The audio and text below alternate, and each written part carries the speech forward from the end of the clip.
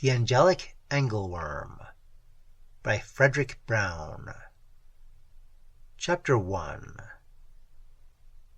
Charlie Wills shut off the alarm clock and kept right on moving, swinging his feet out of bed and sticking them into his slippers as he reached for a cigarette. Once the cigarette was lighted, he let himself relax a moment, sitting on the side of the bed. He still had time, he figured, to sit there and smoke himself awake. He had 15 minutes before Pete Johnson would call to take him fishing, and 12 minutes was enough time to wash his face and throw on his old clothes. It seemed funny to get up at 5 o'clock, but he felt swell. Golly, even with the sun not up yet, and the sky a dull pastel through the window, he felt great. Because there was only a week and a half to wait now. Less than a week and a half, really, because it was 10 days, or, come to think of it, a bit more than 10 days from this hour in the morning. But call it 10 days anyway. If he could go back to sleep again now, damn it, when he woke up, it would be that much closer to the time of the wedding. Yes, it was swell to sleep when you were looking forward to something. Time flies by, and you don't even hear the rustle of its wings. But no, he couldn't go back to sleep. He'd promised Pete he'd be ready at 5:15, and if he wasn't, Pete would sit out front in his car and honk the horn and wake the neighbors. And the 3 minutes grace was up, so he tamped out the cigarette and reached for the clothes on the chair. He began to whistle softly, "I'm going to marry Yum Yum, Yum Yum," from the Mikado, and tried, in the interest of being ready in time, to keep his eyes off the silver-framed picture of Jane on the bureau. He must be just about the luckiest guy on earth, or anywhere else, for that matter, if there was anywhere else. Jane Pemberton, with soft brown hair that had little wavelets in it and felt like silk. No, nicer than silk. And with the cute go-to-hell tilt to her nose, with long, graceful sun-tanned legs, with everything that it was possible for a girl to have, and more. And the miracle that she loved him was so fresh that he still felt a bit dazed. 10 days in a daze, and then... His eye fell on the dial of the clock, and he jumped. It was 10 minutes after 5, and he still sat there, holding the first sock. Hurriedly, he finished dressing. Just in time. It was almost 5:15 on the head as he slid into his corduroy jacket, grabbed his fishing tackle, and tiptoed down the stairs and outside into the cool dawn. Pete's car wasn't there yet. Well, that was all right. It'd give him a few minutes to rustle up some worms, and that would save time later on. Of course, he couldn't really dig in Mrs. Grady's lawn, but there was a bare area of border around the flower bed along the front porch, and it wouldn't matter if he turned over a bit of dirt there. He took his jackknife out and knelt down beside the flower bed, ran the blade a couple of inches in the ground, and turned over a clod of it. Yes, there were worms, all right. There was a nice big juicy one that ought to be tempting to any fish. Charlie reached out to pick it up. And that was when it happened. His fingertips came together, but there wasn't a worm between them, because something had happened to the worm. When he'd reached out for it, it had been a quite ordinary-looking angleworm, a 3-inch, juicy, slippery, wriggling angleworm. It most definitely had not had a pair of wings, nor... It was quite impossible, of course, and he was dreaming or seeing things, but there it was. Fluttering upward in a graceful slow spiral that seemed utterly effortless, flying past Charlie's face with wings that were shimmery white and not at all like butterfly wings or bird wings, but like...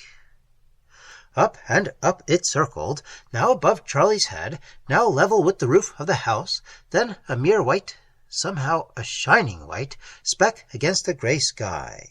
And after it was out of sight, Charlie's eyes still looked upward.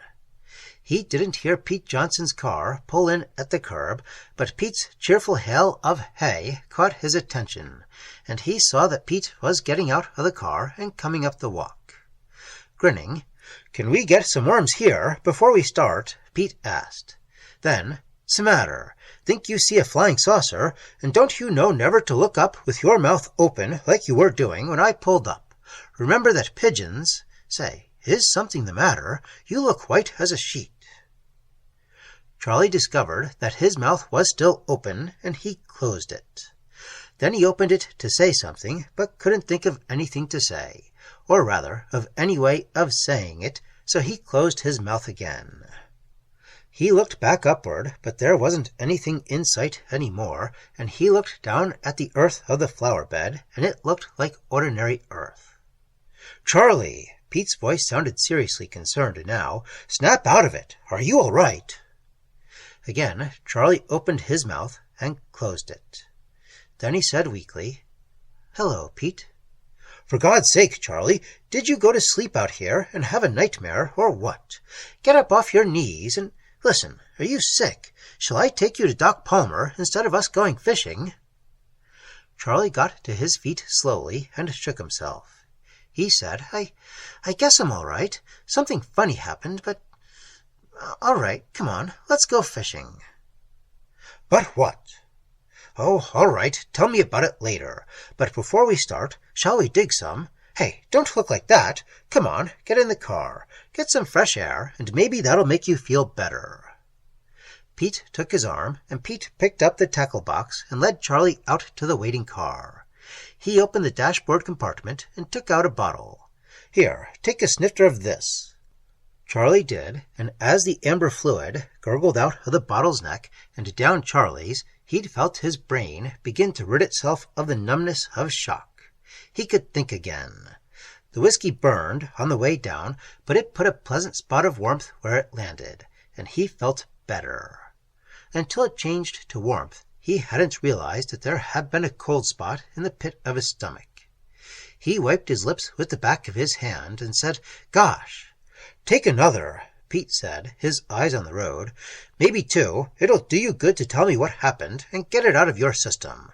That is, if you want to." I guess so," said Charlie.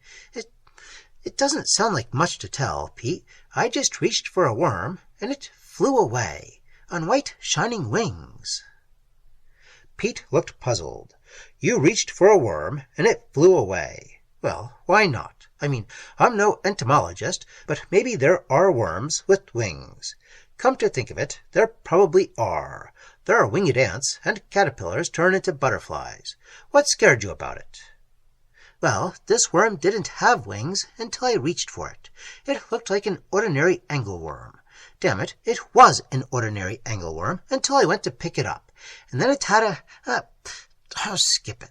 I was probably seeing things." "Come on, get it out of your system. Give." "Damn it, Pete, it had a halo." The car swerved a bit, and Pete eased it back to the middle of the road before he said, "A what?"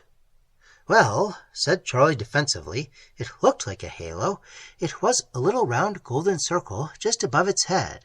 It didn't seem to be attached. It just floated there." "How do you know it was its head? Doesn't a worm look alike on both ends?" "Well," said Charlie, as he stopped to consider the matter, how had he known? "Well," he said, "since it was a halo, wouldn't it be kind of silly for it to have a halo around the wrong end? I mean, even sillier than to have... Hell, you know what I mean." Pete said, "Humph." Then, after the car was around a curve, "All right, let's be strictly logical. Let's assume you saw, or thought you saw, what you... thought you saw. Now, you're not a heavy drinker, so it wasn't D.T.s. Far as I can see, that leaves 3 possibilities." Charlie said, "I see 2 of them. It could have been a pure hallucination. People do have 'em, I guess, but I never had one before. Or I suppose it could have been a dream, maybe. I'm sure I didn't, but I suppose that I could have gone to sleep there and dreamed I saw it, but that isn't it. I'll concede the possibility of a hallucination, but not a dream. What's the 3rd? "Ordinary fact, that you really saw a winged worm. I mean that there is such a thing, for all I know, and you were just mistaken about it not having wings when you first saw it, because they were folded. And what you thought looked like a halo was some sort of crest or antenna or something. There are some damn funny-looking bugs." "Yeah," said Charlie, but he didn't believe it. There may be funny-looking bugs, but none that suddenly sprout wings and halos and descend unto... He took another drink. Chapter 2. Sunday afternoon and evening he spent with Jane, and the episode of the ascending Angleworm slipped into the back of Charlie's mind. Anything, except Jane, tended to slip there when he was with her. At bedtime, when he was alone again, it came back. The thought, not the worm. So strongly that he couldn't sleep, and he got up and sat in the armchair by the window and decided the only way to get it out of his mind was to think it through. If he could pin things down and decide what had really happened out there at the edge of the flower bed, then maybe he could forget it completely. Okay, he told himself, let's be strictly logical. Pete had been right about the three possibilities: hallucination, dream, reality. Now, to begin with, it hadn't been a dream.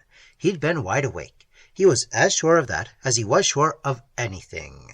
Eliminate that. Reality, that was impossible too. It was all right for Pete to talk about the funniness of insects and the possibility of antennae and such, but Pete hadn't seen the damn thing. Why, it had flown past only inches from his eyes, and that halo had really been there. Antennae, nuts. And that left hallucination. That's what it must have been, hallucination. After all, people do have hallucinations. Unless it happened often, it didn't necessarily mean you were a candidate for the booby hatch. All right then, except that it was a hallucination. And so what? So forget it. With that decided, he went to bed, and, by thinking about Jane again, happily to sleep. The next morning was Monday, and he went back to work. And the morning after that was Tuesday. And on Tuesday... Chapter 3. It wasn't an ascending angleworm this time. It wasn't anything you could put your finger on, unless you can put your finger on sunburn, and that's painful sometimes. But sunburn in a rainstorm... It was raining when Charlie Wills left home that morning, but it wasn't raining hard at that time, which was a few minutes after 8. A mere drizzle. Charlie pulled down the brim of his hat and buttoned his raincoat and decided to walk to work anyway. He rather liked walking in rain, and he had time. He didn't have to be there until 8:30. 3 blocks away from work, he encountered the pest, bound in the same direction. The pest was Jane Pemberton's kid sister, and her right name was Paula, but most people had forgotten the fact. She worked at the Hapworth Printing Company, just as Charlie did, but she was a copy holder for one of the proofreaders, and he was assistant production manager. But he'd met Jane through her at a party given for employees. He said, "Hi there, Pest. Aren't you afraid you'll melt?" For it was raining harder now, definitely harder. "Hello, Charlie Warley. I like to walk in the rain." She would, thought Charlie bitterly. At the hated nickname Charlie Warley, he winced. Jane had called him that once, but after he'd talked reason to her, never again. Jane was reasonable, but the pest had heard it, and Charlie was mortally afraid ever after that she'd sometime call him that at work with other employees in hearing. And if that ever happened... "Listen," he protested, "can't you forget that damn fool nickname? I'll quit calling you Pest if you quit calling me, that." "But I like to be called the Pest. Why don't you like to be called Charlie Warley?" She grinned at him, and Charlie writhed inwardly. Because she was who she was, he didn't dare. There was pent-up anger in him as he walked into the blowing rain, head bent low to keep it out of his face. Damn that brat! With vision limited to a few yards of sidewalk directly ahead of him, Charlie probably wouldn't have seen the teamster and his horse if he hadn't heard the cracks that sounded like pistol shots. He looked up and saw, in the middle of the street, maybe 50 feet ahead of Charlie and the pest, and moving toward them came an overloaded wagon. It was drawn by an aged, despondent horse, a horse so old and bony that the slow walk by which it progressed seemed to be its speediest possible rate of movement. But the teamster obviously didn't think so.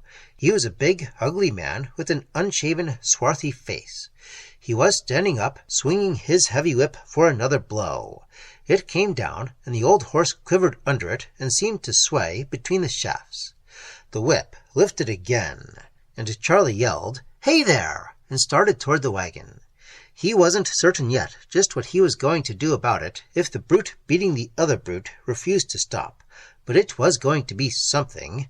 Seeing an animal mistreated was one thing Charlie Wills just couldn't stand, and wouldn't stand. He yelled, "Hey!" again, because the teamster didn't seem to have heard him the first time, and he started forward at a trot along the curb. The teamster heard that second yell, and he might have heard the first, because he turned and looked squarely at Charlie. Then he raised the whip again, even higher, and brought it down on the horse's welt-streaked back with all his might. Things went red in front of Charlie's eyes. He didn't yell again. He knew darned well now what he was going to do. It began with pulling that teamster down off the wagon where he could get him, and then he was going to beat him to a pulp. He heard Paula's high heels clicking as she started after him and called, "Charlie, be careful!" But that was all of it that he heard, because just at that moment it happened. A sudden blinding wave of intolerable heat, a sensation as though he had just stepped into the heart of a fiery furnace. He gasped once for breath, as the very air in his lungs and in his throat seemed to be scorching hot, and his skin. Blinding pain, just for an instant. Then it was gone, but too late. The shock had been too sudden and intense, and as he felt again the cool rain in his face, he went dizzy and rubbery all over and lost consciousness. He didn't even feel the impact of his fall. Darkness. And then he opened his eyes into a blur of white that resolved itself into white walls and white sheets over him, and a nurse in a white uniform who said, "Doctor, he's regained consciousness." Footsteps and a closing of a door, and there was Doc Palmer frowning down on him. "Well, Charles, what have you been up to now?" Charlie grinned a bit weakly. He said, "Hi, Doc. I'll bite. What have I been up to?" Doc Palmer pulled up a chair beside the bed and sat down in it. He reached out for Charlie's wrist and held it while he looked at the second hand of his watch. Then he read the chart at the end of the bed and said, "Humph. Is that the diagnosis?" Charlie wanted to know, "or the treatment? Listen, first, what about the teamster? That is, if you know." "Paula told me what happened. Teamster's under arrest and fired. You're all right, Charles. Nothing serious." "Nothing serious? What's it a non-serious case of? In other words, what happened to me?" "You killed over. Prostration. And you'll be peeling for a few days, but that's all. Why didn't you use a lotion of some kind yesterday?" Charlie closed his eyes and opened them again slowly and said, "Why didn't I use it? For what?" "The sunburn, of course. Don't you know you can't go swimming on a sunny day and not get—" "But I wasn't swimming yesterday, Doc, nor the day before. Gosh, not for a couple of weeks, in fact. What do you mean, sunburn?" Doc Palmer rubbed his chin. He said, "You better rest a while, Charles. If you feel all right by this evening, you can go home, but you better not work tomorrow." He got up and went out. The nurse was still there, and Charlie looked at her blankly. He said, "Is Doc Palmer going? Listen, what's this all about?" The nurse was looking at him queerly. She said, "Why, I'm sorry, Mr. Willis, but a nurse isn't allowed to discuss a diagnosis with a patient. But you haven't anything to worry about. You heard Dr. Palmer say you could go home this afternoon or evening." "Nuts," said Charlie. "Listen, what time is it? Or aren't nurses allowed to tell that?" "It's 10:30. "Golly, and I've been here about 2 hours." He figured back. remembering now that he'd passed a clock that said 24 minutes after 8 just as they'd turned the corner for that last block, and if he'd been awake again for 5 minutes, then he'd been unconscious for a full 2 hours. Anything else you want, sir? Charlie shook his head slowly, and then, because he wanted her to leave so he could sneak a look at the chart, he said, "Well, yes. Could I have a glass of orange juice?" As soon as she was gone, he sat up in bed. It hurt a little to do that, and he found his skin was a bit tender to the touch. He looked at his arms, pulling up the sleeves of the hospital nightshirt they'd put on him, and the skin was pinkish. Just the shade of pink that meant the first stage of a mild sunburn. He looked down inside the nightshirt, and then at his legs, and said, "What the hell?" Because the sunburn, if it was sunburn, was uniform all over. And that didn't make sense, because he hadn't been in the sun enough to get burned at any time recently, and he hadn't been in the sun at all without his clothes. And yes, the sunburn extended even over the area which would have been covered by trunks if he had gone swimming. But maybe the chart would explain. He reached over the foot of the bed and took the clipboard with the chart off the hook. Reported that patient fainted suddenly on street without apparent cause. Pulse 135, respiration labored, temperature 104 upon admission. All returned to normal within first hour. Symptoms seemed to approximate those of heat prostration, but... Then there were a few qualifying comments which were highly technical sounding. Charlie didn't understand them, and somehow he had a hunch that Doc Palmer didn't understand them either. They had a whistling in the dark sound to them. Click of heels in the hall outside, and he put the chart back quickly and ducked under the covers. Surprisingly, there was a knock. Nurses wouldn't knock, would they? He said, "Come in." It was Jane, looking more beautiful than ever, with her big brown eyes a bit bigger with fright. "Darling, I came as soon as the pest called home and told me, but she was awfully vague. What on earth happened?" By that time, she was within reach, and Charlie put his arms around her and didn't give a damn just then what had happened to him. But he tried to explain, mostly to himself. Chapter 4. People always try to explain. Face a man or a woman with something he doesn't understand, and he'll be miserable until he classifies it. Lights in the sky, and the scientist tells him it's the aurora borealis, or the aurora australis, and he can accept the lights and forget them. Something knocks pictures off a wall in an empty room and throws a chair downstairs. Consternation until it's named. Then it's only a poltergeist. Name it and forget it. Anything with a name can be assimilated. Without one, it's, well, unthinkable. Take away the name of anything, and you've got blank horror. Even something as familiar as a commonplace ghoul. Graves in a cemetery dug up, corpses eaten. Horrible thing it may be, but it's merely a ghoul, as long as it's named. But suppose, if you can stand it, there was no such word as ghoul, and no concept of one. Then dug-up half-eaten corpses are found. Nameless horror. Not that the next thing that happened to Charlie Wills had anything to do with the ghoul, not even a werewolf. But I think that, in a way, he'd have found a werewolf more comforting than the duck under the circumstances. One expects strange behavior of a werewolf, but a duck... Like the duck in the museum. Now there is nothing intrinsically terrible about a duck. Nothing to make one lie awake at night with cold sweat coming out on top of peeling sunburn. On the whole, a duck is a pleasant object, particularly if it is roasted. This one wasn't. It happened on Thursday. Charlie's stay in the hospital had been for 8 hours. They'd released him late in the afternoon, and he'd eaten dinner downtown and then gone home. The boss had insisted on his taking the next day off from work. Charlie hadn't protested much. Home, and after stripping to take a bath, he'd studied his skin with blank amazement. Definitely a first-degree burn. Definitely all over him, almost ready to peel. It did peel the next day.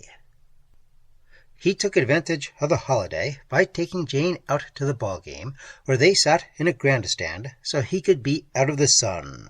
It was a good game, and Jane understood and liked baseball. Thursday, back to work. At 11:25, old man Hapworth, the big boss, came into Charlie's office. "Wills," he said, "we've got a rush order to print 10,000 handbills, and the copy will be here in about an hour. I'd like you to follow the thing right through the linotype room and the composing room and get it on the press the minute it's made up. It's a close squeak whether we make deadline or not, and there's a penalty if we don't." "Sure, Mr. Hapworth. I'll stick right with it."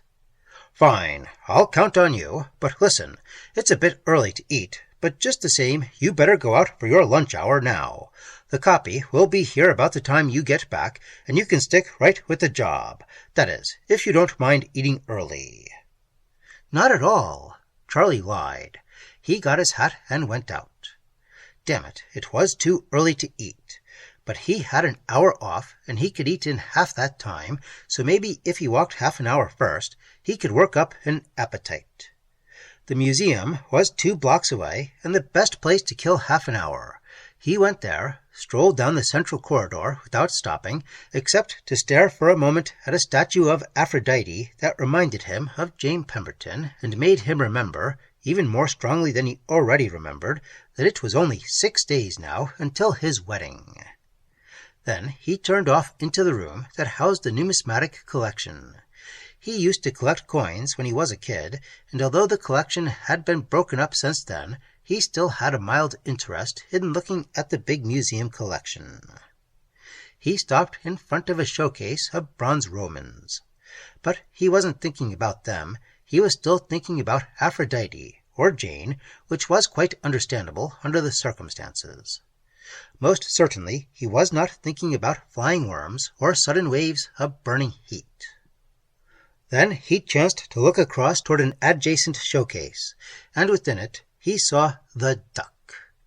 It was a perfectly ordinary-looking duck.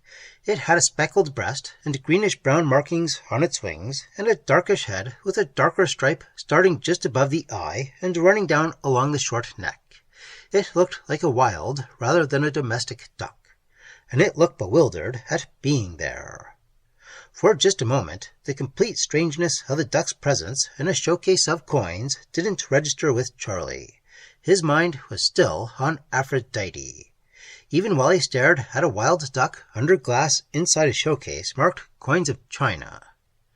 Then the duck quacked and waddled on its awkward webbed feet down the length of the showcase and butted against the glass of the end and fluttered its wings and tried to fly upward, but hit against the glass of the top, and it quacked again and loudly. Only then did it occur to Charlie to wonder what a live duck was doing in a numismatic collection. Apparently, to judge from its actions, the duck was wondering the same thing. And only then did Charlie remember the angelic worm and the sunless sunburn. And somebody in the doorway said, "Psst, hey!" Charlie turned, and the look on his face must have been something out of the ordinary, because the uniformed attendant quit frowning and said, "Something wrong, mister?" For a brief instant, Charlie just stared at him. Then it occurred to Charlie that this was the opportunity he'd lacked when the Angleworm had ascended. 2 people couldn't see the same hallucination. If it was a... He opened his mouth to say, "Look," but he didn't have to say anything. The duck beat him to it by quacking loudly and again trying to flutter through the glass of the case. The attendant's eyes went past Charlie to the case of Chinese coins, and he said, "Gaw!" The duck was still there. The attendant looked at Charlie again and said, "Did you?" and then stopped without finishing the question and went up to the showcase to look at close range. The duck was still struggling to get out, but more weakly. It seemed to be gasping for breath. The attendant said, "Gaw!" again, and then over his shoulder to Charlie, "Mister, how did you... That there case is hermetically sealed. It's airproof. Look at that bird. It's..." It already had. The duck fell over, either dead or unconscious. The attendant grasped Charlie's arm. He said firmly, "Mister, you come with me to the boss." And less firmly, "How did you get that thing in there? And don't try to tell me you didn't, mister. I was through here 5 minutes ago, and you're the only guy's been in here since." Charlie opened his mouth and closed it again. He had a sudden vision of himself being questioned at the headquarters of the museum and then at the police station. And if the police started asking questions about him, they'd find out about the worm and about his having been in the hospital and they'd get an alienist, maybe, and... With the courage of sheer desperation, Charlie smiled. He tried to make it an ominous smile. It may not have been ominous, but it was definitely unusual. "How would you like," he asked the attendant, "to find yourself in there?" And he pointed with his free arm through the entrance and out into the main hallway at the stone sarcophagus of King Menata. "I can do it, the same way I put that duck." The museum attendant was breathing hard. His eyes looked slightly glazed, and he let go of Charlie's arm. He said, "Mister, did you really—" "Want me to show you how?" "Gah!" said the attendant. He ran. Charlie forced himself to hold his own pace down to a rapid walk and went in the opposite direction to the side entrance that led out into Beaker Street. And Beaker Street was still a very ordinary-looking street, with lots of midday traffic, and no pink elephants climbing trees, and nothing going on but the hurried confusion of a city street. Its very noise was soothing, in a way, although there was one bad moment when he was crossing at the corner and heard a sudden noise behind him. He turned around, startled, afraid of what strange thing he might see there. But it was only a truck. He managed to get out of its way in time to avoid being run over. Chapter 5. Lunch, and Charlie was definitely getting into a state of jitters. His hand shook so that he could scarcely pick up his coffee without slopping it over the edge of the cup, because a horrible thought was dawning in his mind. If something was wrong with him, was it fair to Jane Pemberton for him to go ahead and marry her? Is it fair to saddle the girl one loves with a husband who might go to the icebox to get a bottle of milk and find God knows what? And he was deeply, madly in love with Jane. So he sat there, an unbitten sandwich on the plate before him, and alternated between hope and despair as he tried to make sense out of the 3 things that had happened to him within the past week. Hallucination. But the attendant, too, had seen the duck. How comforting it had been, it seemed to him now, that after seeing the angelic angleworm, he had been able to tell himself it had been a hallucination. Only a hallucination. But wait, maybe. Could not the museum attendant have been part of the same hallucination as the duck? Granted that he, Charlie, could have seen a duck that wasn't there, couldn't he have also included in the same category a museum attendant who professed to see the duck? Why not? A duck and an attendant who sees it.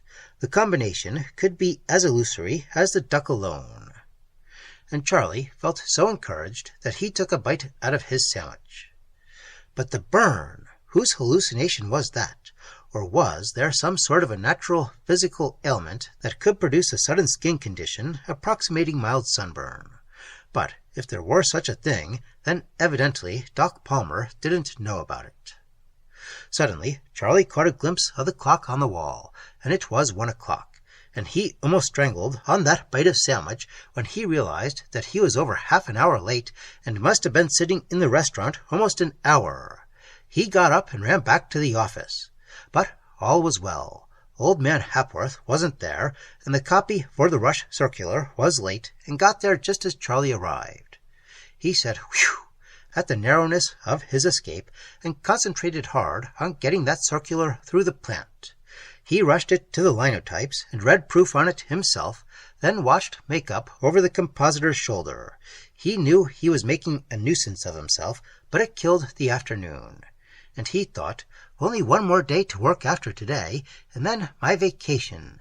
And on Wednesday... Wedding on Wednesday. But if... The pest came out of the proof-room in a green smock and looked at him. "Charlie," she said, "you look like something no self-respecting cat would drag in. Say, what's wrong with you? Really?" Nothing. Say, Paula, will you tell Jane when you get home that I may be a bit late this evening? I got to stick here till these handbills are off the press." "Sure, Charlie, but tell me."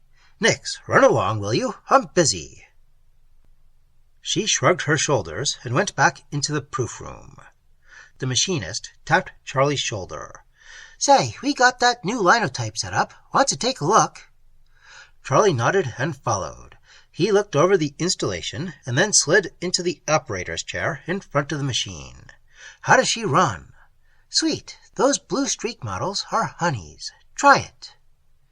Charlie let his fingers play over the keys, setting words without paying any attention to what they were. He sent in 3 lines to cast, then picked the slugs out of the stick, and found that he had set, "For men have died, and worms have eaten them, and descendeth unto heaven, where it sitteth upon the right hand." "Gaw!" said Charlie, and that reminded him of... Chapter 6. Jane noticed that there was something wrong. She couldn't have helped noticing, but instead of asking questions, she was unusually nice to him that evening.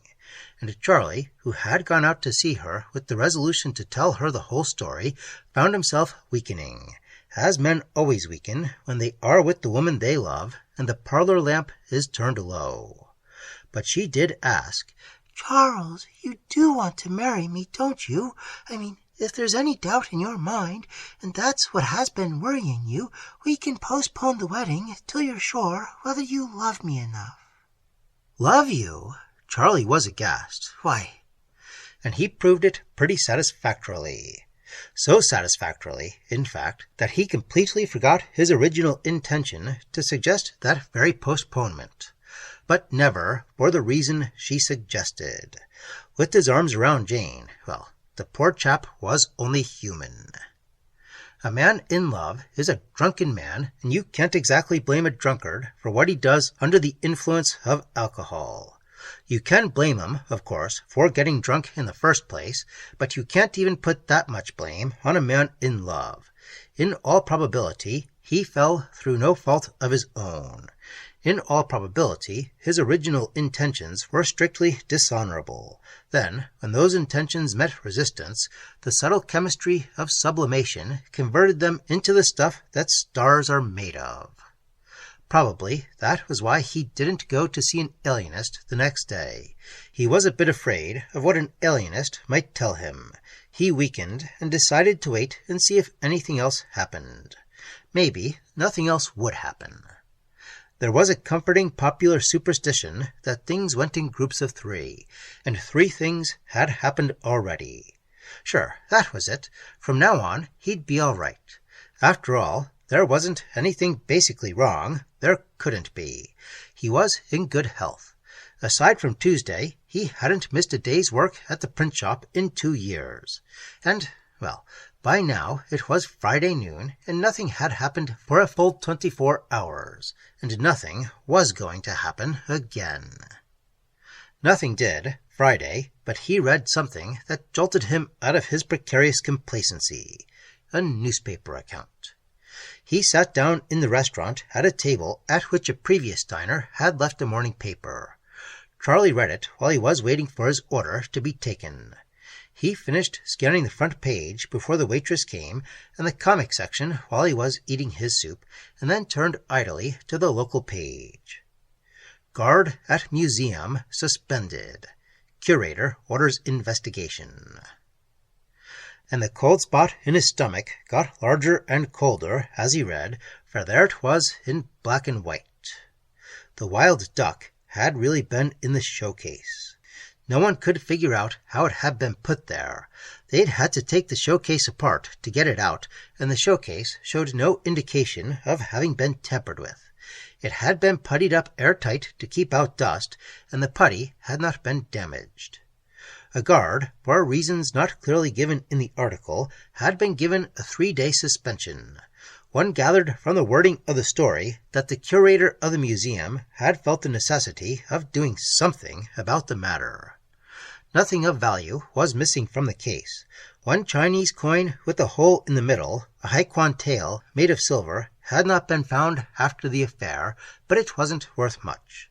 There was some doubt as to whether it had been stolen by one of the workmen who had disassembled the showcase, or whether it had been accidentally thrown out with the debris of old putty.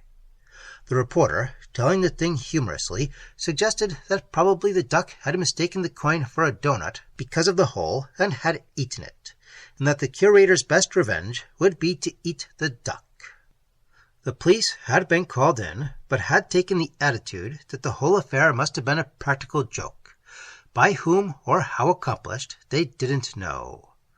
Charlie put down the paper and stared moodily across the room. Then it definitely hadn't been a double hallucination, a case of his imagining both duck and attendant. And until now that the bottom had fallen out of that idea, Charlie hadn't realized how strongly he'd counted on the possibility. Now he was back where he'd started. Unless... But that was absurd. Of course, theoretically, the newspaper item he had just read could be a hallucination too. But no, that was too much to swallow. According to that line of reasoning, if he went around to the museum and talked to the curator himself would be a Your duck, sir. Charlie jumped halfway out of his chair. Then he saw it was the waitress standing at the side of the table with his entree, and that she had spoken because he had the newspaper spread out and there wasn't room for her to put it down. Didn't you order roast duck, sir? Charlie stood up hastily, averting his eyes from the dish. He said, "Sorry, gotta make a phone call," and hastily handed the astonished waitress a dollar bill and strode out. Had he really ordered? Not exactly. He'd told her to bring him the special. But eat duck. He'd rather eat... No, not fried angleworms either. He shuddered. He hurried back to the office, despite the fact that he was half an hour early, and felt better once he was within the safe four walls of the Hapworth Printing Company. Nothing out of the way had happened to him there. As yet. Chapter 7. Basically, Charlie Wills was quite a healthy young man. By 2 o'clock in the afternoon, he was so hungry that he sent one of the office boys downstairs to buy him a couple of sandwiches, and he ate them. True, he lifted up the top slice of bread on each and looked inside. He didn't know what he expected to find there, aside from boiled ham and butter and a piece of lettuce, but if he had found, in lieu of one of those ingredients, say, a Chinese silver coin with a hole in the middle, he would not have been more than ordinarily surprised. It was a dull afternoon at the plant, and Charlie had time to do quite a bit of thinking, even a bit of research. He remembered that the plant had printed, several years before, a textbook on entomology.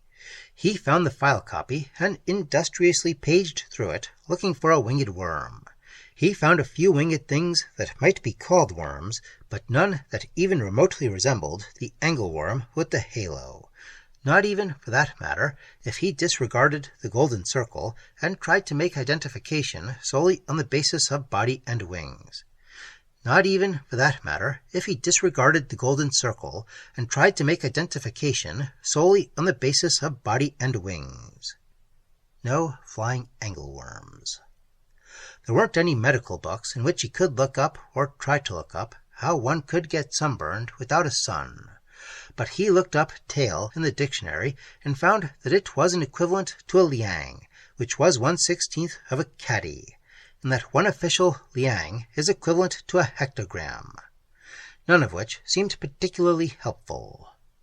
Shortly before 5 o'clock, he went around saying goodbye to everyone, because this was the last day at the office before his 2 weeks' vacation, and the goodbyes were naturally complicated by good wishes on his impending wedding, which would take place in the first week of his vacation. He had to shake hands with everybody but the pest, whom, of course, he'd be seeing frequently during the first few days of his vacation. In fact, he went home with her from work to have dinner with the Pembertons. and it was a quiet, restful, pleasant dinner that left him feeling better than he'd felt since last Sunday morning. Here, in the calm harbor of the Pemberton household, the absurd things that had happened to him seemed so far away and so utterly fantastic that he almost doubted if they had happened at all. And he felt utterly, completely certain that it was all over. Things happened in threes, didn't they? If anything else happened. But it wouldn't. It didn't that night. Jane solicitously sent him home at 9 o'clock to get to bed early, but she kissed him good night so tenderly, and withal so effectively, that he walked down the street with his head in rosy clouds. Then suddenly, out of nothing as it were, Charlie remembered that the museum attendant had been suspended and was losing 3 days' pay because of the episode of the duck in the showcase. And if that duck business was Charlie's fault, even indirectly, didn't he owe it to the guy to step forward and explain to the museum directors that the attendant had been in no way to blame and that he should not be penalized? After all, he, Charlie, had probably scared the poor attendant half out of his wits by suggesting that he could repeat the performance with the sarcophagus instead of a showcase, and the attendant had told such a disconnected story that he hadn't been believed. But had the thing been his fault? Did he owe? And there he was butting his head against that brick wall of impossibility again, trying to solve the unsolvable. And he knew suddenly that he had been weak in not breaking his engagement to Jane, that what had happened 3 times within the short space of a week might all too easily happen again. Good God! Even at the ceremony, suppose he reached for the wedding ring and pulled out a... From the rosy clouds of bliss to the black mire of despair had proved to be a walk of less than a block. Almost he turned back toward the Pemberton home to tell them tonight, and then decided not to. Instead, he'd stop by and talk with Pete Johnson. Maybe Pete. What he really hoped was that Pete would talk him out of his decision. Chapter 8. Pete Johnson had a gallon jug, almost full, of wine, mellow sherry, and Pete had sampled it and was mellow too. He refused even to listen to Charlie until his guest had drunk 1 glass and had a second on the table in front of him. Then he said, "You got something on your mind. Okay, shoot." "Look it, Pete, I told you about that Angleworm business. In fact, you were practically there when it happened, and you know about what happened Tuesday morning on my way to work. But yesterday, well, what happened was worse, I guess, because another guy saw it. It was a duck." "What was a duck?" "In a showcase at... Wait, I'll start at the beginning." And he did, and Pete listened. "Well," he said thoughtfully, "the fact that it was in the newspaper quashes one line of thought, fortunately. Listen, I don't see what you got to worry about. Aren't you making a mountain out of a few molehills?" Charlie took another sip of the sherry and lighted a cigarette and said, "How?" quite hopefully. "Well, 3 screwy things have happened, but you take any one by itself, and it doesn't amount to a hill of beans, does it? Any one of them can be explained. Where you bog down is in sitting there insisting on a blanket explanation for all of them. How do you know there is any connection at all? Now, take them separately." "You take them," suggested Charlie. "How would you explain them so easily as all that?" "First one's a cinch. Your stomach was upset or something, and you had a pure hallucination. Happens to the best people once in a while. Or you got a second choice, just as simple. Maybe you saw a new kind of bug. Hell, there are probably thousands of insects that haven't been classified yet. New ones get on the list every year." Said Charlie, "and the heat business?" "Well, doctors don't know everything. You got too mad seeing the teamster beating the horse, and anger has a physical effect, hasn't it? You slipped a cog somewhere. Maybe it affected your thermodermal gland." "What's a thermodermal gland?" Pete grinned. "I just invented it. But why not?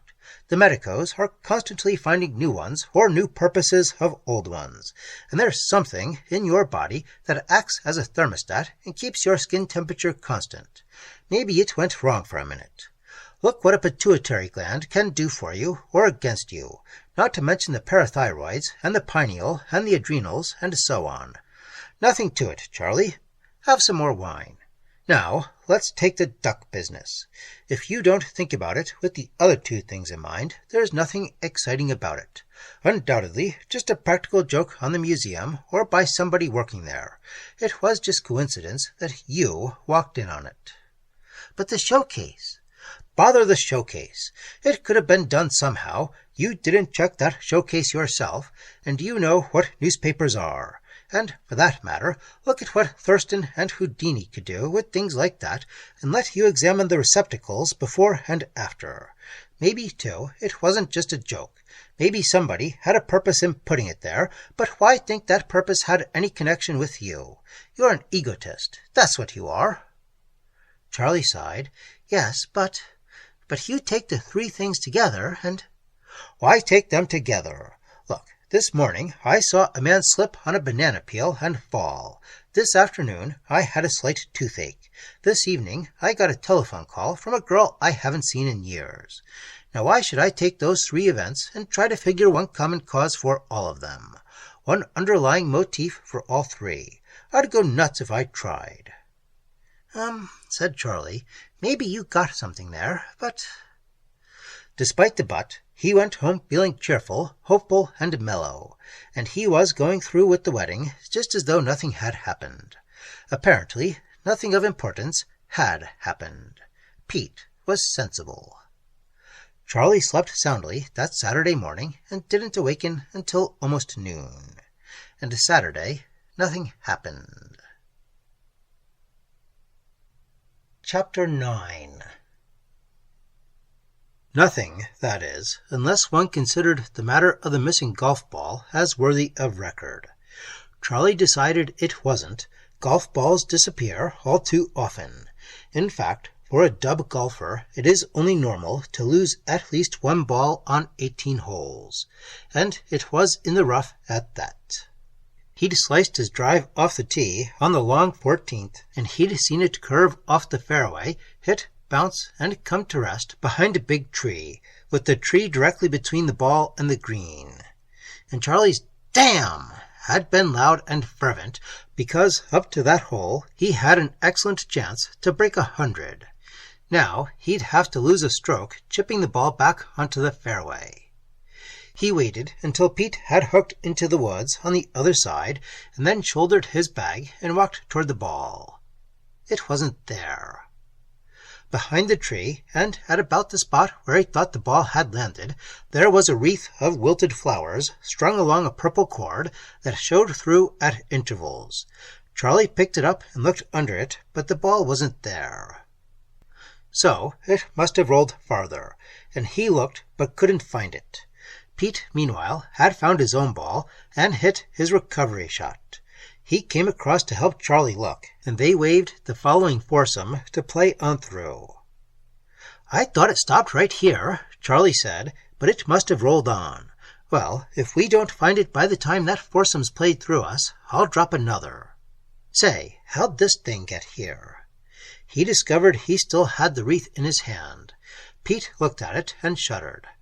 "Golly, what a color combination! Violet and red and green on a purple ribbon. It stinks." The thing did smell a bit, although Pete wasn't close enough to notice that, and it wasn't what he meant. "Yeah, but what is it? How'd it get—" Pete grinned. "Looks like one of those things Hawaiians wear around their necks. Leis, don't they call them? Hey!" He caught the suddenly stricken look on Charlie's face and firmly took the thing out of Charlie's hand and threw it into the woods. "Now, son," he said, "don't go adding that damned thing to your string of coincidences. What's the difference who dropped it here or why? Come on, find your ball and let's get ready. The foursome's on the green already." They didn't find the ball. So Charlie dropped another. He got it out into the middle of the fairway with a niblick, and then a screaming brassy shot down the middle put him on, 10 feet from the pin.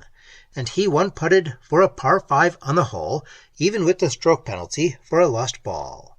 and broke 100 after all. True, back in the clubhouse, while they were getting dressed, he said, "Listen, Pete, about that ball I lost on the 14th. Isn't it kind of funny that it—" "Nuts," Peter grunted. "Didn't you ever lose a ball before? Sometimes you'd think you see where they land, and it's 20 or even 40 feet off from where it really is. The perspective fools you." "Yeah, but—" There was that "but" again. It seemed to be the last word on everything that happened recently. Screwy things happen one after another, and you can explain each one if you consider it alone. But Charlie did, and felt better. He had several. It didn't matter, because tonight Jane was going to a shower given by some girlfriends, and she wouldn't smell it on his breath. He said, "Pete, got any plans for tonight? Jane's busy, and it's one of my last bachelor evenings." Pete grinned.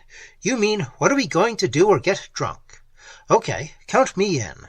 Maybe we can get a couple more of the gang together. It's Saturday, and none of us has to work tomorrow." Chapter 10. And it was undoubtedly a good thing that none of them did have to work Sunday, for a few of them would have been able to. It was a highly successful stag evening. Drinks at Tony's, and then a spot of bowling until the manager of the alleys began to get huffy about people bowling balls that started down one alley, jumped the groove, and knocked down pins in the alley adjacent. And then they'd gone. Next morning, Charlie tried to remember all the places they'd been and all the things they'd done, and decided he was glad he couldn't. For one thing, he had a confused recollection of having tried to start a fight with the Hawaiian guitar player who was wearing a lei, and that he had drunkenly accused the guitarist of stealing his golf ball. But the others had dragged him out of the place before the police got there. And somewhere around 1 o'clock they'd eaten, and Charlie had been so stubborn that he'd insisted on trying 4 eateries before they found one which served duck. He was going to avenge his golf ball by eating duck. All in all, a very silly and successful spree, undoubtedly worth a mild hangover. After all, a guy gets married only once. At least, a man who has a girl like Jane Pemberton in love with him gets married only once. Nothing out of the ordinary happened Sunday. He saw Jane, and again had dinner with the Pembertons. And every time he looked at Jane, or touched her, Charlie had somewhat the sensation of a green pilot making his first outside loop in a fast plane. But that was nothing out of the ordinary. The poor guy was in love. Chapter 11. But on Monday was the day that really upset the apple cart.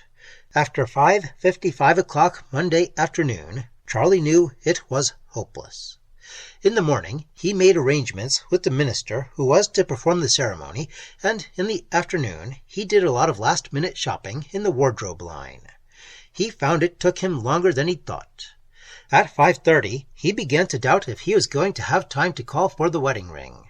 It had been bought and paid for previously, but was still at the jeweler's, being suitably engraved with initials. He was still on the other side of town at 5:30, awaiting alterations on a suit, and he phoned Pete Johnson from the tailor's. "Say, Pete, can you do an errand for me?" "Sure, Charlie. What's up?" "I want to get the wedding ring before the store closes at 6, so I won't have to come downtown at all tomorrow. It's right in the block with you, Scarwald and Benning's store. It's paid for. Will you pick it up for me? I'll phone 'em to give it to you." "Glad to. Say, where are you? I'm eating downtown tonight. How's about putting the feed bag on with me?" "Sure, Pete. Listen, maybe I can get to the jeweler's in time. I'm just calling you to play safe. Tell you what, I'll meet you there. You be there at 5 minutes to 6 to be sure of getting the ring, and I'll get there at the same time if I can. If I can't, wait for me outside. I won't be later than 6:15 at the latest." And Charlie hung up the receiver and found the tailor had the suit ready for him. He paid for it, then went outside and began to look around for a taxi. It took him 10 minutes to find one, and still he saw he was going to get to the jewelry store in time. In fact, it wouldn't have been necessary for him to have phoned Pete. He'd get there easily by 5:55. And it was just a few seconds before that time when he stepped out of the cab, paid off the driver, and strode up to the entrance. It was just as his first foot crossed the threshold of the Scorewald and Benning store that he noticed the peculiar odor. He had taken one step farther before he recognized what it was, and then it was too late to do anything about it. It had him. Unconsciously, he'd taken a deep sniff of identification, and the stuff was so strong, so pure, that he didn't need a second. His lungs were filled with it.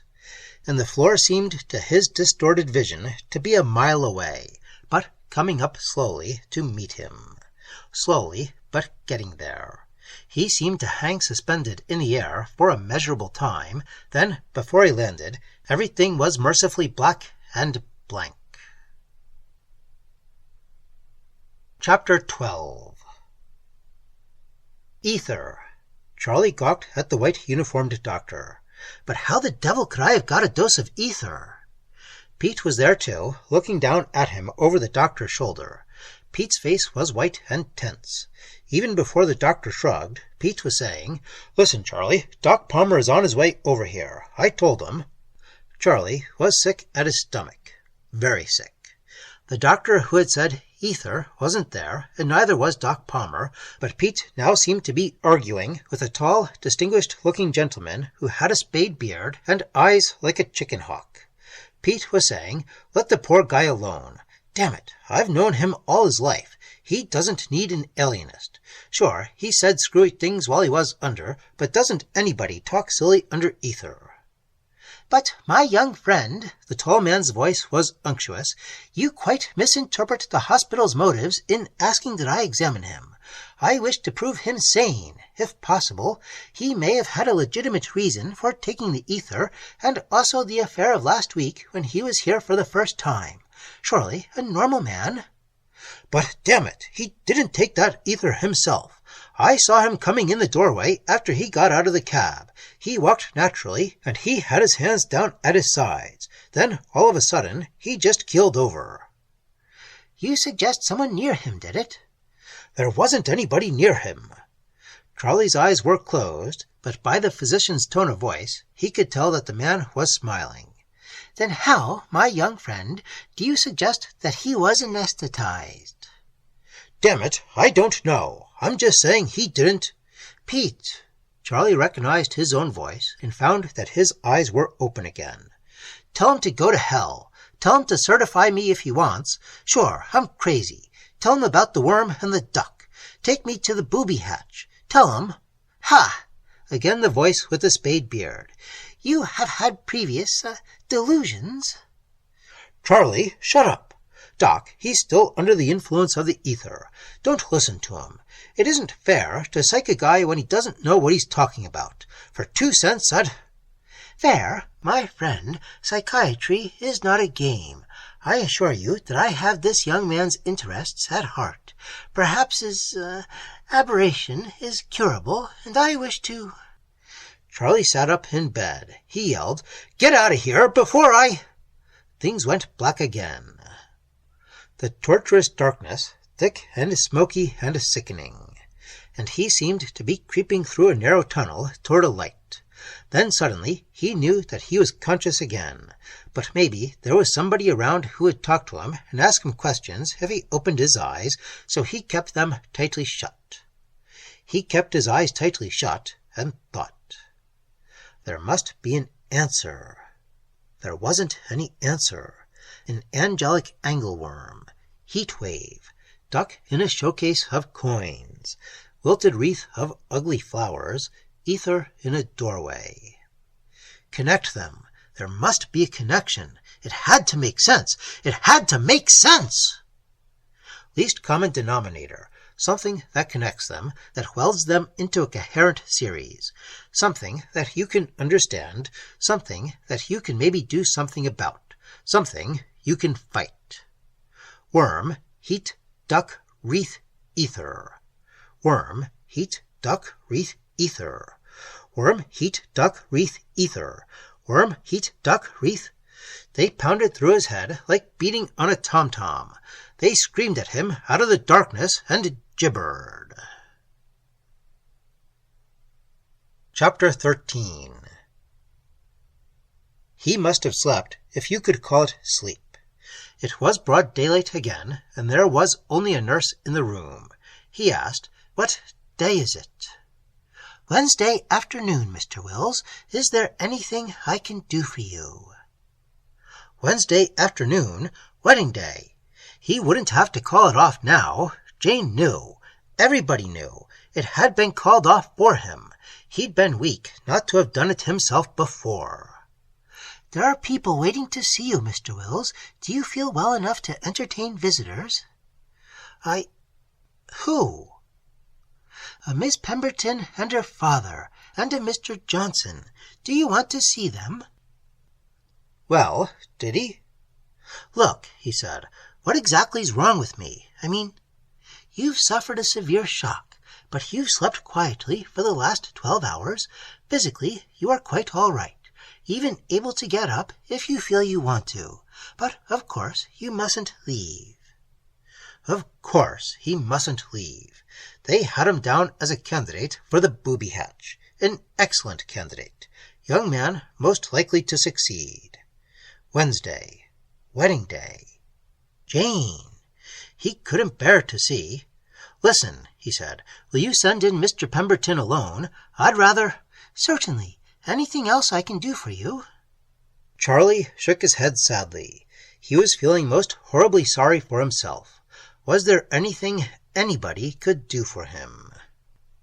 Mr. Pemberton held out his hand quietly. "Charles, I can't begin to tell you how sorry I am." Charlie nodded. "Thanks. I guess you understand why I don't want to see Jane. I realize that of course we can't—" Mr. Pemberton nodded. "Jane understands, Charles. She wants to see you, but realizes that it might make both of you feel worse, at least right now. And, Charles, if there's anything any of us can do—" What was there anybody could do? Pull the wings off an angleworm, take a duck out of a showcase, find a missing golf ball? Pete came in after the Pembertons had gone away, a quieter and more subdued Pete than Charlie had ever seen. He said, "Charlie, do you feel up to talking this over?" Charlie sighed. "If it'd do any good, yes. I feel all right physically, but—" "Listen, you've got to keep your chin up. There's an answer somewhere. Listen, I was wrong. There is a connection, a tie-up between these screwy things that happened to you. There's got to be." "Sure," said Charlie warily. "What?" "That's what we've got to find out. First place, we'll have to outsmart the psychiatrists. They'll sick on you, as soon as they think you're well enough to stand it. Now, let's look at it from their point of view, so we'll know what to tell 'em. First—" "How much do they know?" "Well, you raved while you were unconscious about the worm business and about a duck and a golf ball, but you can pass that off as ordinary raving, talking in your sleep, dreaming. Just deny knowing anything about them, or anything connected with any of them. Sure, the duck business was in the newspapers, but it wasn't a big story, and your name wasn't in it. So they'll never tie that up. If they do, deny it. Now, that leaves the 2 times you keeled over and were brought here unconscious." Charlie nodded. "And what do they make of them?" "They're puzzled. The first one they can't make anything much of. They're inclined to leave it lay. The second one, well, they insist that you must, somehow, have given yourself that ether." "But why? Why would anybody give himself ether?" "No sane man would. That's just it. They doubt your sanity because they think you did. If you can convince them that you're sane, then— Look, you got to buck up. They are classifying your attitude as acute melancholia, and that sort of borders on manic depressive. See, you got to act cheerful." "Cheerful when I was to be married at 2 o'clock today? By the way, what time is it now?" Pete glanced at his wristwatch and said, Never mind that. Sure, if they ask you why you feel lousy mentally, tell them. Damn it, Pete, I wish I was crazy. At least being crazy makes sense, and if this stuff keeps up, I will go. Don't talk like that. You got to fight. Yeah, said Charlie listlessly. Fight what? There was a low rap on the door, and the nurse looked into the room. Your time is up, Mr. Johnson. You'll have to leave. Chapter 14. Inaction and the futility of circling thought patterns that get nowhere. Finally, he had to do something or go mad. Get dressed, he called for his clothes and got them, except that he was given slippers instead of his shoes. Anyway, getting dressed took up time. And sitting in the chair was a change from lying in bed, and then walking up and down was a change from sitting in a chair. What time is it? 7 o'clock, Mr. Wills. 7 o'clock. He should have been married 5 hours by now. Married to Jane. Beautiful, gorgeous, sweet, loving, understanding, kissable, soft, lovable Jane Pemberton. 5 hours ago this moment, she should have become Jane Wills. Nevermore. Unless. The problem. Solve it or go mad. Why would a worm wear a halo? Dr. Palmer is here to see you, Mr. Wills. Shall I? Hello, Charles. Came as soon as I could after I learned you were out of your, coma. Had an OB case that kept me. How do you feel? He felt terrible, ready to scream and tear the paper off the wall, only the wall was painted white and didn't have any paper, and scream. I feel swell, Doc, said Charlie. Anything strange happened to you since you've been here? Not a thing. But, Doc, how would you explain? Doc Palmer explained. Doctors always explain. The air crackled with words like psychoneurotic and autohypnosis and traumata. Finally, Charlie was alone again. He'd managed to say goodbye to Doc Palmer, too, without yelling and tearing him to bits. What time is it? 8 o'clock. 6 hours married. Why is a duck? Solve it or go mad. What would happen next? Surely this thing will follow me all the days of my life, and I shall dwell in the bug house forever. 8 o'clock. 6 hours married. Why a lay? Ether? Heat? What have they in common?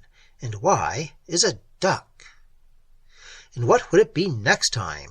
When would next time be? Well, maybe he could guess that. How many things happened to him thus far? 5, if the missing golf ball counted. How far apart? Let's see. The Angleworm was Sunday morning when he went fishing.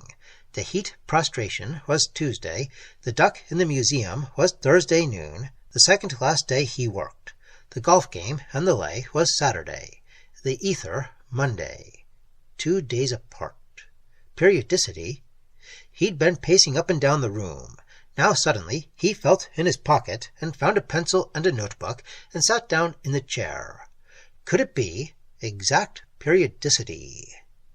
He wrote down Angleworm and stopped to think. Pete was to call for him to go fishing at 5:15, and he'd gone downstairs at just that time and right to the flower bed to dig. Yes, 5:15 a.m. He wrote it down. Heat. He'd been a block from work and was due there at 8:30, and when he'd passed the corner clock, he'd looked and seen that he had 5 minutes to get there, and then had seen the teamster, and he wrote it down. 8:25, and calculated. 2 days, 3 hours, 10 minutes. Let's see, which was next? The duck in the museum. He could time that fairly well, too. Old man Hapworth had told him to go to lunch early, and he'd left at 11:25, and it took him, say, 10 minutes to walk the block to the museum and down the main corridor and into the numismatic room. Say 11:35. He subtracted that from the previous one and whistled. 2 days, 3 hours, 10 minutes. The lay. They'd left the clubhouse about 1:30. Allow an hour and a quarter, say, for the first 13 holes, and, well, say between 2:30 and 3. Strike an average at 2:45. That would be pretty close. Subtract it. 2 days, 3 hours, 10 minutes. Periodicity. He subtracted the next one first. The 4th episode should have happened at 5:55 on Monday. Yes, it had been exactly 5 minutes of 6 when he'd walked through the door of the jewelry shop and been anesthetized. Exactly. 2 days, 3 hours, 10 minutes. Periodicity. Periodicity. A connection at last. Proof that the screwy events were all of a piece. Every 51 hours and 10 minutes, something screwy happened. But why? He stuck his head out in the hallway. Nurse! Nurse! What time is it? 8:30, Mr. Wills. Anything I can bring you? Yes. No. Champagne. Or a straitjacket. Which? He'd solved the problem, but the answer didn't make any more sense than the problem itself. Less, maybe. And today, he figured quickly. In 35 minutes. Something would happen to him in 35 minutes. Something like a flying angleworm, or like a quacking duck suffocating in an airtight showcase, or maybe something dangerous again. Burning heat, sudden anesthesia. Maybe something worse. A cobra, unicorn, devil, werewolf, vampire, unnameable monster. At 9:05, in half an hour. In a sudden draught from the open window, his forehead felt cold, because it was wet with sweat. In half an hour. Chapter 15. Pace up and down. 4 steps one way, 4 steps back. Think, think, think. You've solved part of it. What's the rest? Get it, or it will get you. Periodicity. That's part of it. Every 2 days, 3 hours, 10 minutes. Something happens. Why? What? How? They're connected, those things. They are part of a pattern, and they make sense somehow, or they wouldn't be spaced an exact interval of time apart. Connect. Angleworm, heat, duck, lay, ether. Or go mad. Mad. Mad. Mad! Connect. Ducks eat angleworms. Or do they? Heat is necessary to grow flowers to make lays. Angleworms might eat flowers, for all he knew, but what have they to do with lays, and what is ether to a duck? Duck is animal, lay is vegetable, heat is vibration, ether is gas, worm is... What the hell is a worm? And why a worm that flies? Why was the duck in the showcase? What about the missing Chinese coin with the hole? Do you add or subtract the golf ball, and if you let x equal a halo and y equal 1 wing, then x plus 2y plus angleworm equals... Outside, somewhere, a clock striking in the gathering darkness. 1, 2, 3, 4, 5, 6, 7, 8, 9. 9 o'clock. 5 minutes to go. In 5 minutes, something was going to happen again. Cobra, unicorn, devil, werewolf, vampire, or something cold and slimy and without a name. Anything! Pace up and down. 4 steps one way, 4 steps back. Think. Think! Jane, forever lost. Dearest Jane, in whose arms was all of happiness. Jane, darling, I'm not mad. I'm worse than mad. What time is it? It must be 2 minutes after 9. 3. What's coming? Cobra? Devil? Werewolf? What will it be this time? At 5 minutes after 9. What? Must be 4 after now. Yes, it had been at least 4 minutes. Maybe 4.5. He yelled suddenly. He couldn't stand the waiting. It couldn't be solved, but he had to solve it or go mad. Mad! He must be mad already.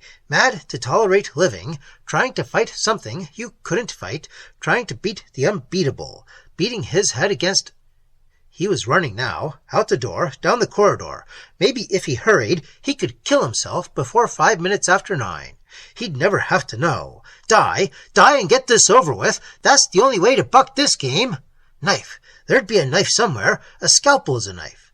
down the corridor, voice of a nurse behind him, shouting. Footsteps. Run. Where? Anywhere. Less than a minute left. Maybe seconds. Maybe it's 9:05 now. Hurry! Door marked utility. He jerked it open. Shelves of linen. Mops and brooms. You can't kill yourself with a mop or broom. You can smother yourself with linen, but not in less than a minute, and with doctors and interns coming. Uniforms. Bucket. Kick the bucket. But how? There, on the upper shelf. A cardboard carton, already opened, marked lie. Painful, sure, but it wouldn't last long. Get it over with. The box in his hand, the opened corner, and tilted the contents into his mouth. But it was not a white, searing powder. All that had come out of the cardboard carton was a small copper coin. He took it out of his mouth and held it and looked at it with dazed eyes. It was 5 minutes after 9 then. Out of the box of lie had come a small, foreign copper coin. No, it wasn't the Chinese Haiquan tael that had disappeared from the showcase in the museum, because that was silver and had a hole in it. And the lettering on this wasn't Chinese. If he remembered his coins, it looked Romanian. And then strong hands took hold of Charlie's arms and led him back to his room, and somebody talked to him quietly for a long time. And he slept. Chapter 16. He awoke Thursday morning from a dreamless sleep, and felt strangely refreshed, and, oddly, quite cheerful. Probably because, in that awful 35 minutes of waiting he'd experienced the evening before, he'd hit rock bottom and bounced. A psychiatrist might have explained it by saying that he had, under stress of great emotion, suffered a temporary lesion and gone into a quasi-state of manic-depressive insanity. Psychiatrists like to make simple things complicated. The fact was that the poor guy had gone off his rocker for a few minutes, and the absurd anticlimax of that small copper coin had been the turning point. Look for something horrible, unnameable, and get a small copper coin. Practically a prophylactic treatment, if you've got enough stuff in you to laugh. And Charlie had laughed last night. Probably that was why his room this morning seemed to be a different room. The window was in a different wall, and it had bars across it. Psychiatrists often misinterpret a sense of humor. But this morning he felt cheerful enough to overlook the implications of the barred windows. Here it was a bright new day, with the sun streaming through the bars, and it was another day, and he was still alive and had another chance. Best of all, he knew he wasn't insane. Unless... He looked, and there were his clothes hanging over the back of a chair, and he sat up and put his legs out of bed, and reached for his coat pocket to see if the coin was still where he'd put it when they'd grabbed him. It was. Then... He dressed slowly, thoughtfully. Now, in the light of morning, it came to him that the thing could be solved. 6. Now there were 6 screwy things, but they were definitely connected. Periodicity proved it.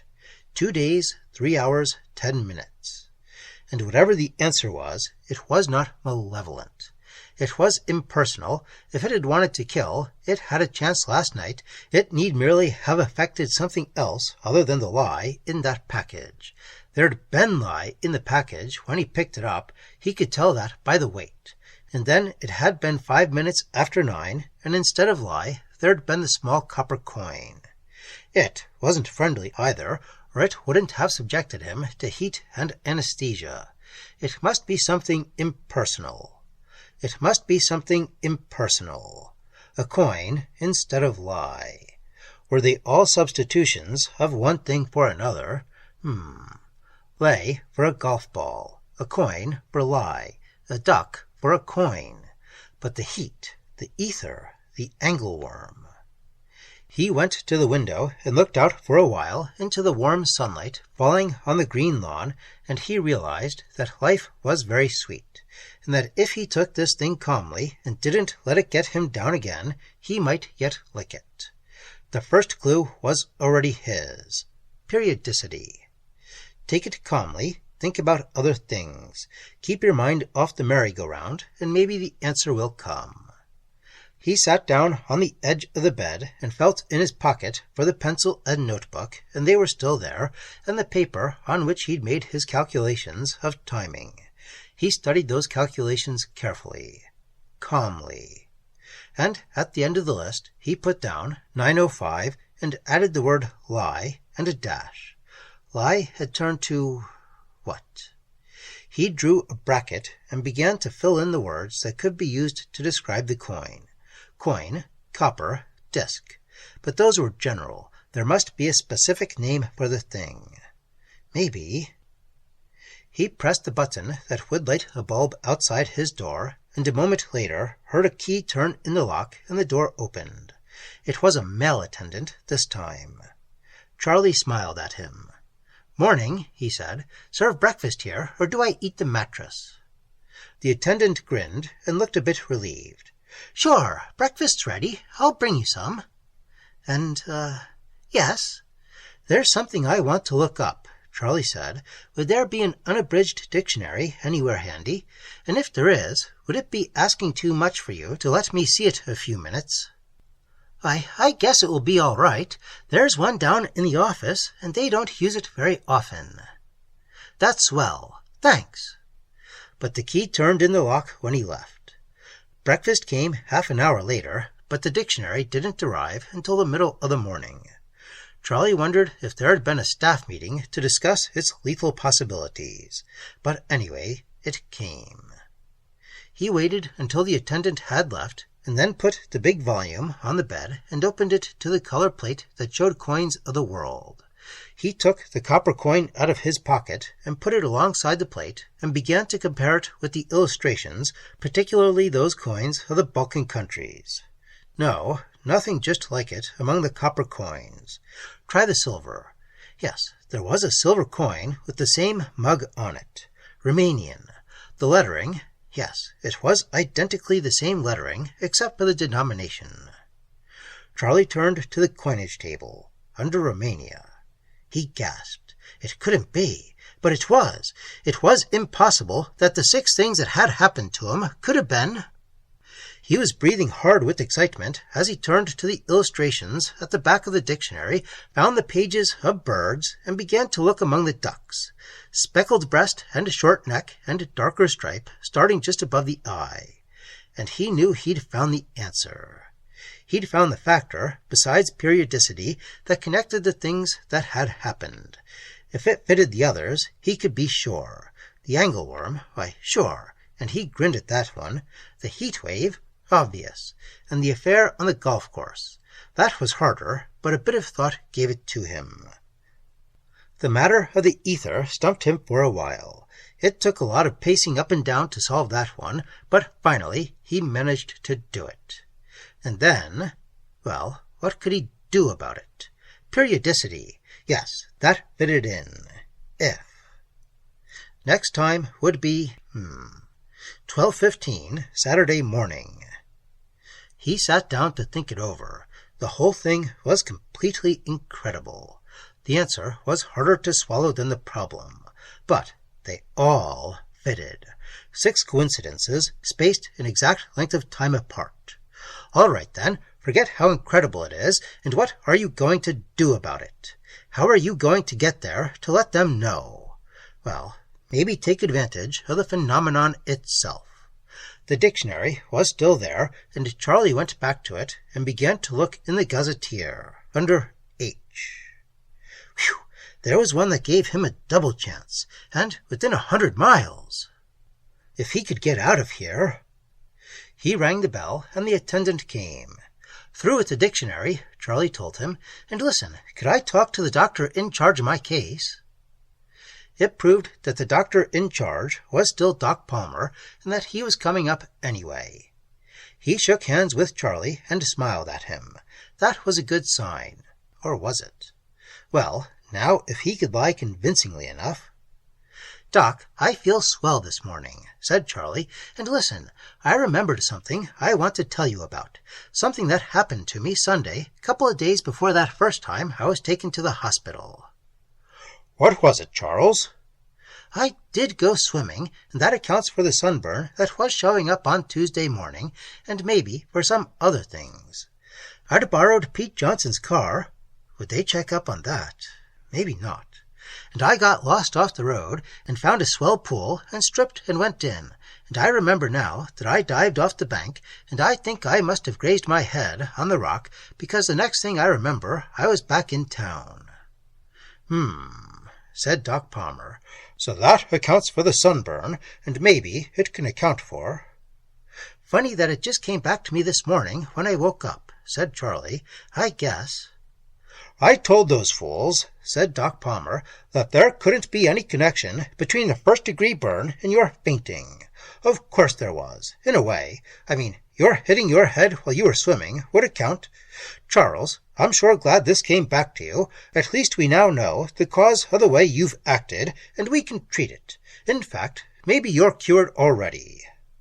I think so, Doc. I sure feel swell now, like I was just waking up from a nightmare. I guess I made a fool of myself a couple of times.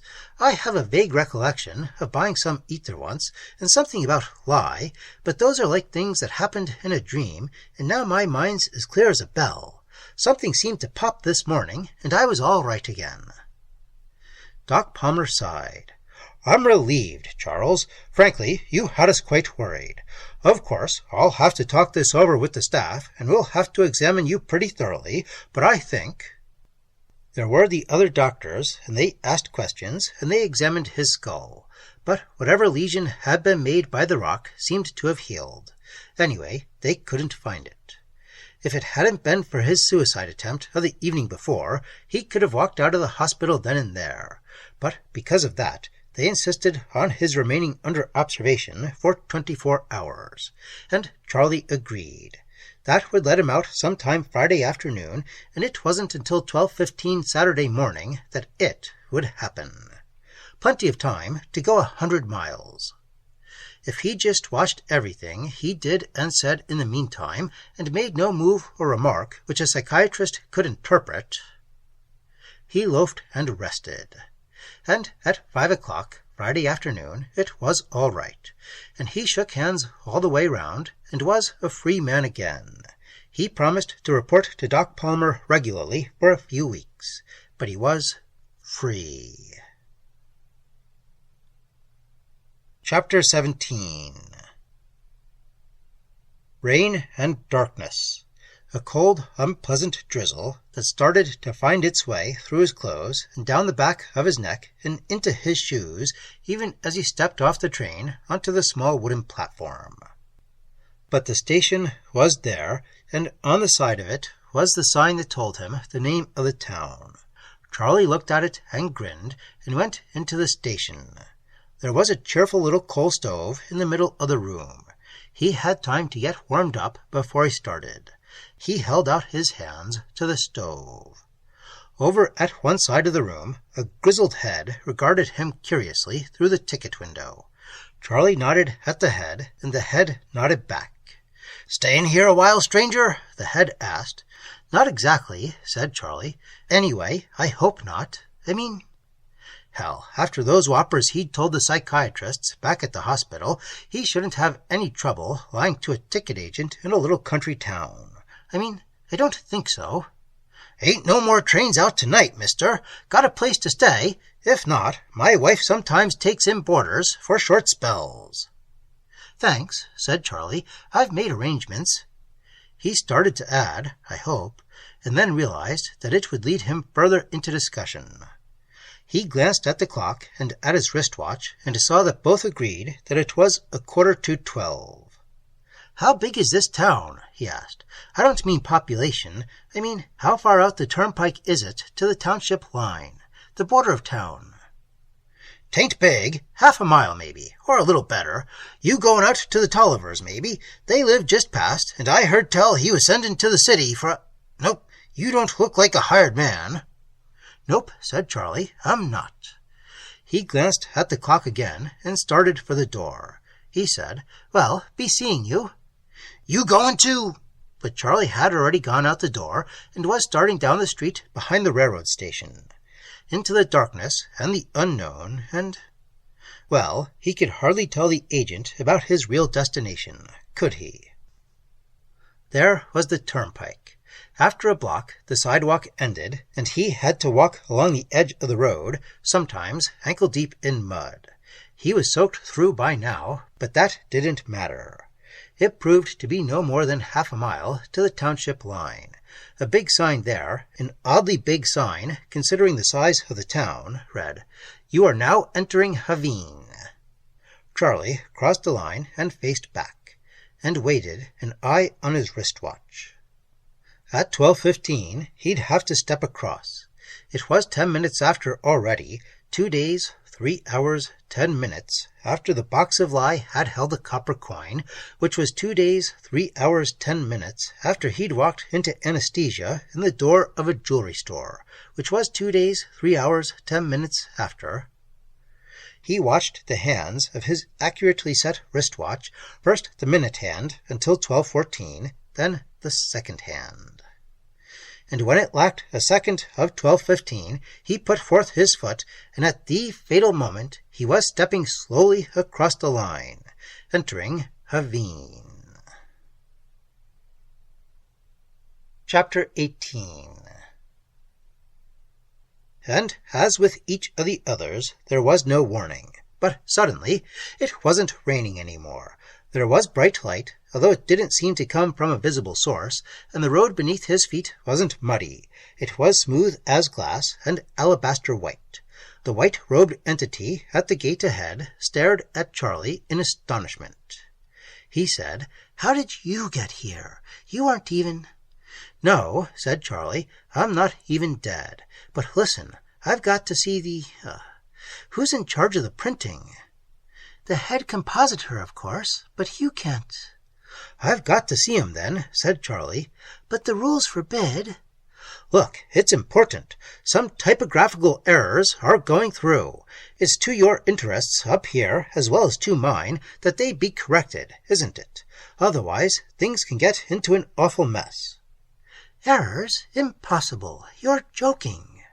"Then how," asked Charlie reasonably, "did I get to heaven without dying?"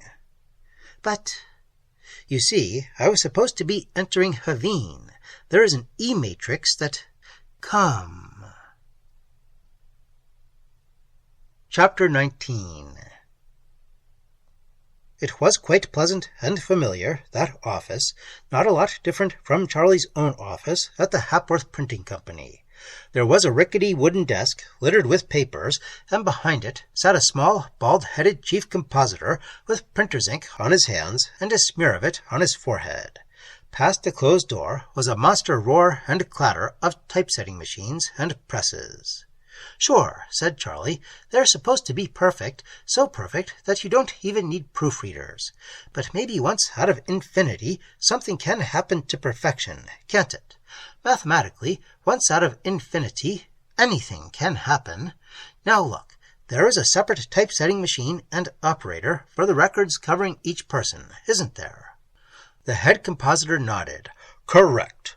Although, in a manner of speaking, the operator and the machine are one, in that the operator is a function of the machine, and the machine a manifestation of the operator, and both are extensions of the ego of the— But I guess that is a little too complicated for you to understand."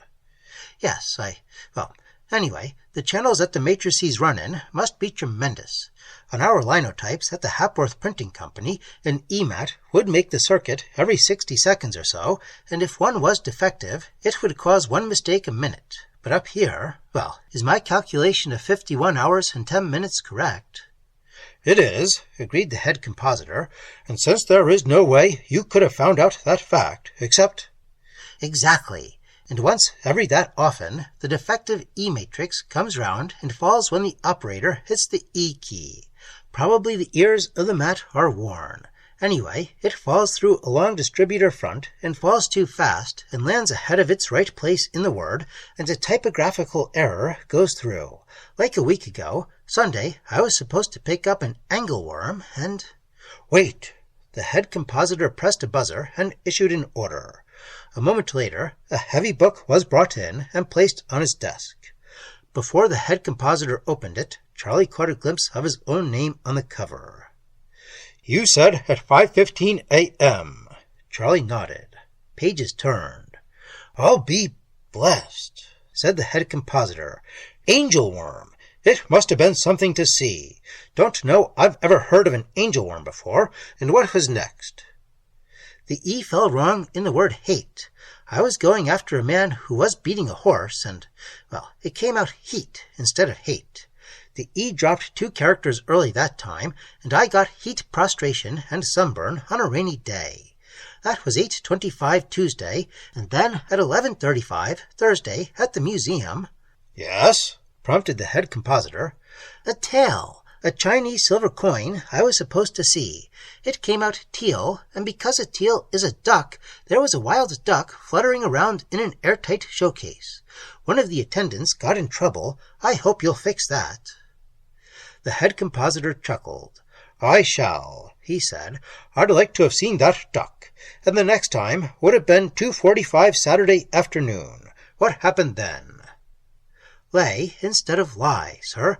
My golf ball was stymied behind a tree, and it was supposed to be a poor lie, but it was a poor lay instead. Some wilted, mismatched flowers on a purple cord. And the next was the hardest for me to figure out, even when I had the key. I had an appointment at the jewelry store at 5:55, but that was the fatal time. I got there at 5:55, but the E matrix fell 4 characters out of place that time, clear back to the start of the word. Instead of getting there at 5:55, I got ether." "Titch, titch. That one was unfortunate. And next?" "The next one was just the reverse, sir. In fact, it happened to save my life. I went temporarily insane and tried to kill myself by taking lie, but the bad E fell in lie, and it came out lay, which is a small Romanian copper coin. I've still got it for a souvenir. In fact, when I found out the name of the coin, I guessed the answer. It gave me the key to the others." The head compositor chuckled again. "You've shown great resource," he said, "and your method of getting here to tell us about it?" "That was easy, sir. If I timed it so I'd be entering XVIII at the right instant, I had a double chance. If either of the 2 E's in that word turned out to be the bad one and fell, as it did, too early in the word, I'd be entering heaven." "Decidedly ingenious. You may, incidentally, consider the errors corrected. We've taken care of all of them while you talked, except the last one, of course, otherwise you wouldn't still be here. And the defective mat is removed from the channel." "You mean that as far as people down there know, none of those things ever—" "Exactly. A revised edition is now on the press, and nobody on Earth will have any recollection of any of those events. In a way of speaking, they no longer ever happened. I mean, they did, but now they didn't for all practical purposes. When we return you to Earth, you'll find the status there just what it would have been if the typographical errors had not occurred." "You mean, for instance, that Pete Johnson won't remember my having told him about the Angleworm, and there won't be any record at the hospital about my having been there, and—" "Exactly. The errors are corrected." "Phew," said Charlie. I was supposed to have been married Wednesday afternoon 2 days ago. Was I? The head compositor consulted another volume and nodded. "Yes, at 2 o'clock Wednesday afternoon, to one Jane Pemberton. Now, if we return you to Earth as of the time you left there, 12:15 Saturday morning, you'll find yourself, spending your honeymoon in Miami. At that exact moment, you'll be in a taxicab en route." "Yes, but—" Charlie gulped. "But what?" The head compositor looked surprised. "I certainly thought that was what you wanted, Wills. We owe you a big favor for having used such ingenuity in calling those typographical errors to our attention. But I thought that being married to Jane was what you wanted, and if you go back and find yourself—" "Yes, but," said Charlie again, look, I'll have been married 2 days. Couldn't I—" Suddenly the head compositor smiled. "How stupid of me," he said. "Of course. Well, the time doesn't matter at all. We can drop you anywhere in the continuum. I can just as easily return you as of 2 o'clock Wednesday afternoon at the moment of the ceremony, or Wednesday morning just before, any time at all." "Well," said Charlie hesitantly, "it isn't exactly that I'd miss the wedding ceremony. I don't like receptions and things like that, and I'd have to sit through a long wedding dinner and listen to toasts and speeches and, well, I... The head compositor laughed. He said, "Are you ready?" "Am I? Sure." Click of train wheels over the rails, and the stars and moon bright above the observation platform of the speeding train. Jane in his arms, his wife, and it was Wednesday evening. Beautiful, gorgeous, sweet, loving, soft, kissable, lovable Jane. She snuggled closer to him, and he was whispering, It's 11 o'clock, darling. Shall we?" Their lips met, clung. Then, hand in hand, they walked through the swaying train. His hand turned the knob of the stateroom door, and as it swung slowly open, he picked her up to carry her across the threshold.